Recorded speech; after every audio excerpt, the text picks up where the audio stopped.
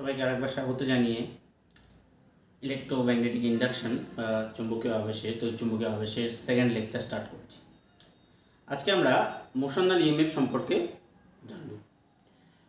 আগের দিন দেখেছিলাম যে যদি কোনো একটা লুপ একটা ম্যাগনেটিক ফিল্ডে থাকে, সেই লুপটাকে যদি আমরা আগে পরে নিয়ে যাই বা ম্যাগনেটিক ফিল্ডটাকে যদি আগে পরে নিয়ে যাই, তো সেক্ষেত্রে কী হয়, ওখানে একটা ইএমএফ ইন্ডিউস হয়। এর রিগার্ডিং আমরা দুটো ল শিখেছি, ফ্যারাডেস ফার্স্ট ল আর সেকেন্ড ল। ফার্স্ট ল বলেছিল আমাদের যে এরকমভাবে যদি চেঞ্জ হয়, ম্যাগনেটিক ফিল্ডটা যদি একটা লুপ যদি একটা ম্যাগনেটিক ফিল্ডের চেঞ্জকে এক্সিবিট করে, তাহলে ওখানে ইএমএফ ইন্ডিউসড হবে। আর সেকেন্ড ল বলেছিল যত বেশি ফ্লাক্স চেঞ্জ এক্সিবিট করবে তত বেশি ইএমএফ তৈরি হবে। আর লেঞ্জ বলেছিল যে ইএমএফটা যে তৈরি হবে, তারপরে যে কারেন্টটা ফ্লো করবে তার ডাইরেকশনটা কী হবে, বা ইএমএফের পোলারিটিটা কী হবে। ইএমএফের পোলারিটিটা ওর কারণ যেটা, ওর তৈরির যে কারেন্টটা, সেই কারেন্টটাকে কী করবে, অপোজ করবে। এইগুলো আমরা শিখেছিলাম। তো আজকে আমরা খুব ইন্টারেস্টিং একটা জিনিস করব, মোশনাল ইএমএফ। তো মনে করছি আমরা এখানে একটা ম্যাগনেটিক ফিল্ড আছে। মোশন মানে বুঝতে পারছো, কোনো কিছুকে আমরা মুভ করাবো। তো আগের মতো নয়, এটা একটু অন্যরকম হবে মোশনটা। হ্যাঁ, দেখো মনে করছি এরকম আমাদের একটা ম্যাগনেটিক ফিল্ড আছে।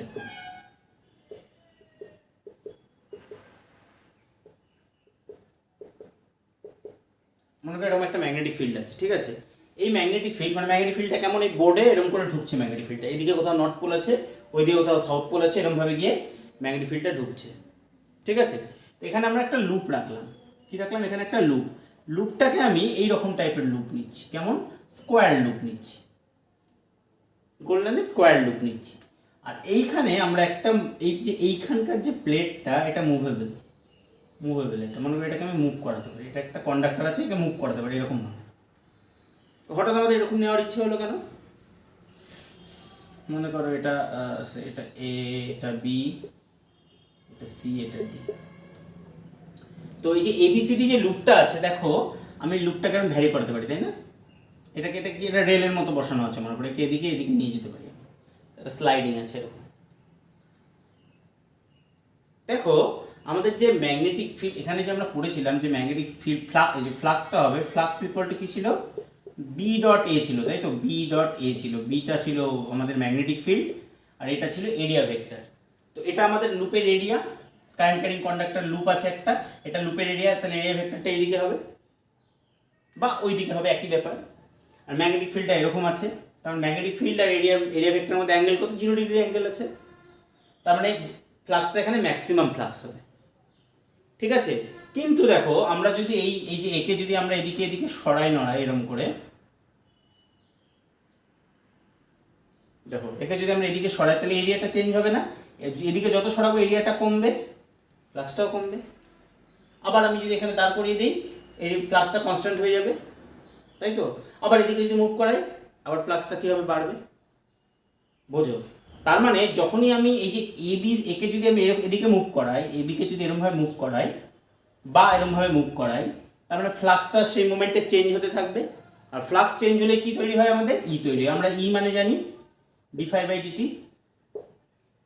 বোঝা যাচ্ছে? তার মানে এই যে এবিটা, যেটা মুভেবল একটা কন্ডাক্টর নিয়েছি বা প্লেট নিয়েছি, একে যদি আমি মুভ করাই, তাহলে এর করেসপন্ডিং আমাদের ইএমএফটা জেনারেট হবে এখানে।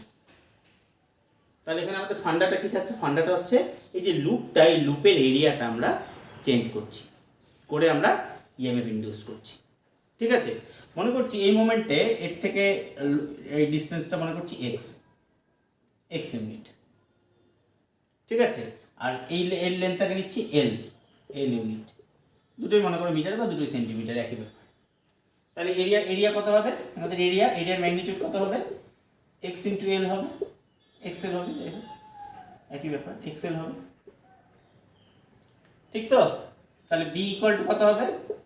সরি, ফ্লাক্স ইকুয়াল টু কত হবে? ফ্লাক্স ইকুয়াল টু হবে বি ডট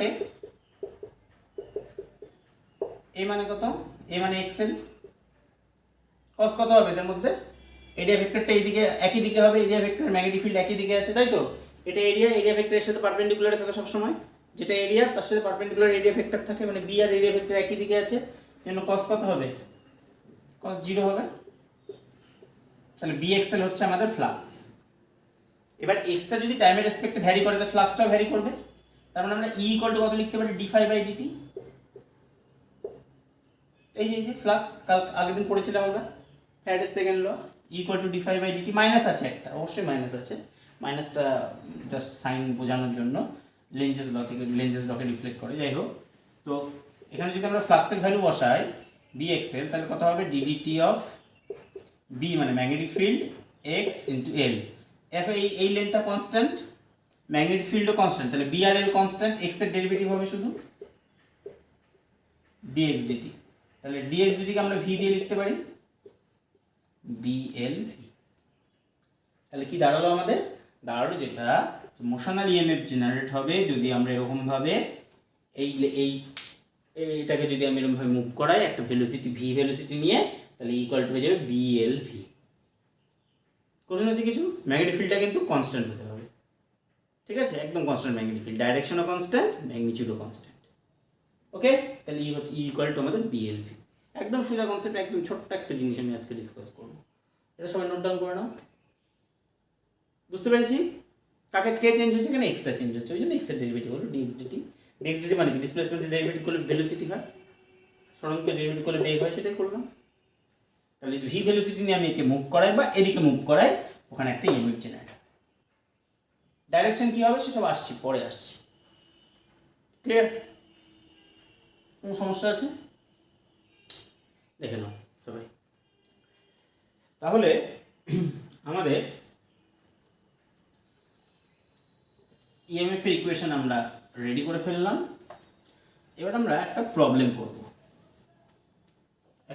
করব, ঠিক আছে?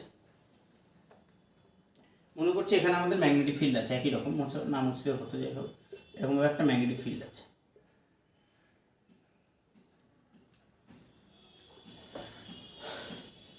ম্যাগনেটিক ফিল্ডটা ক্রস ম্যাগনেটিক ফিল্ড আছে, মানে এখানে এদিকে নর্থ পোল, এদিকে সাউথ পোল, এদিকে ম্যাগনেটিক ফিল্ডের উপরে ঢুকছে।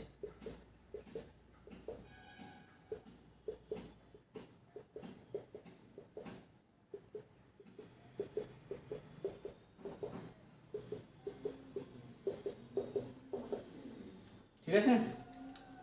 এখানে এরকমভাবে আমরা একটা লুপ রেখে দিয়েছি, এরকমভাবে একটা লুপ রাখা আছে, আর এরকম একটা মুভেবল প্লেট লাগানো আছে কন্ডাক্টর। হ্যাঁ, এর লেন্থ, এটার নাম হচ্ছে এবি, এর লেন্থ হচ্ছে 30 সেন্টিমিটার।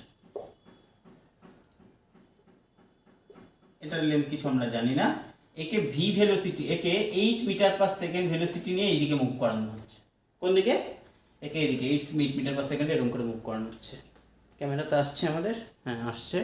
একে 8 মিটার পার সেকেন্ড ভেলোসিটি নিয়ে এভাবে মুভ করানো হচ্ছে। কি দেওয়া আছে? দেওয়া আছে magnetic field B equal to দেওয়া আছে 0.5 টেসলা। আর কি দেওয়া আছে? এখানে একটা রেজিস্ট্যান্স আছে, এই রেজিস্ট্যান্সের ভ্যালুই আমাদের বের করতে হবে। ঠিক আছে? আর কি, যে এই লেন্থটা দেওয়া আছে, এই লেন্থ কত দেওয়া আছে? 30 সেন্টিমিটার, মানে আমরা বলতে পারি 0.3 মিটার। আর কি দেওয়া আছে? ভি দেওয়া আছে, ভি কত? 8 মিটার পার সেকেন্ড। আমাদের বের করতে হবে আর এর ভ্যালু কত হলে এই লুপের মধ্যে কারেন্ট ফ্লো করবে 0.1 অ্যাম্পিয়ার। কোশ্চেন বুঝতে পেরেছি? কোশ্চেন দেখো, স্ক্রিনে দেখতে পাবে তোমরা, ইংলিশে কোশ্চেন। তো এই আয়ের ভ্যালু কত হলে এখানে যে কারেন্টটা ফ্লো করবে, এই আয়ের ভ্যালু 0.1 অ্যাম্পিয়ার হলে আর এর ভ্যালু কত হতে হবে, এখানে কত রকমের রেজিস্ট্যান্স লাগালে তবে 0.1 অ্যাম্পিয়ার কারেন্ট ফ্লো করবে। কোশ্চেন বুঝতে পেরেছি? চলো সলভ করা যাক। দেখো আমরা এখানে কত ইএমএফ ইনডিউসড হবে সেটা একদম হাত দিয়ে বের করতে পারবো, তাই না? বিএলভি, বি কত আমাদের বলো, কত বি কত? তাহলে ই কত হবে? এখানে ই কত হবে? ই হবে হচ্ছে, বি হচ্ছে 0.5, এল কত? 0.3, আর ভি কত? 8। তাহলে এটা 0.15 ইন্টু 8 মানে 1.2 ভোল্ট তৈরি হবে। এখানে কত ইএমএফ ইনডিউসড হবে? 1.2 ভোল্ট ইএমএফ ইনডিউসড হবে। এই 1.2 ভোল্ট জন্য এখানে কারেন্ট ফ্লো করবে। এগুলো পুরো কন্ডাক্টর, পিওর কন্ডাক্টর আছে এগুলো, তার মানে এগুলো রেজিস্ট্যান্স 0, শুধু এখানে কত ওহম রেজিস্ট্যান্স জানি না আমরা। তাহলে কারেন্ট ইকুয়াল টু আমরা লিখতে পারি আই ইকুয়াল টু কত লিখতে পারি? ই বাই আর লিখতে পারি না? পারি না? ভি বাই আর, যেমন ই বাই আর একই ব্যাপার, ইনডিউস ইএমএফ ই দিয়ে লিখছি, ঠিক তো? আই দেওয়া আছে পয়েন্ট, তাহলে আর ইকুয়াল টু কত হবে? E by I. ই কত? 1.2, আর আই কত? আই হচ্ছে 0.1, তাহলে 12 ওহম।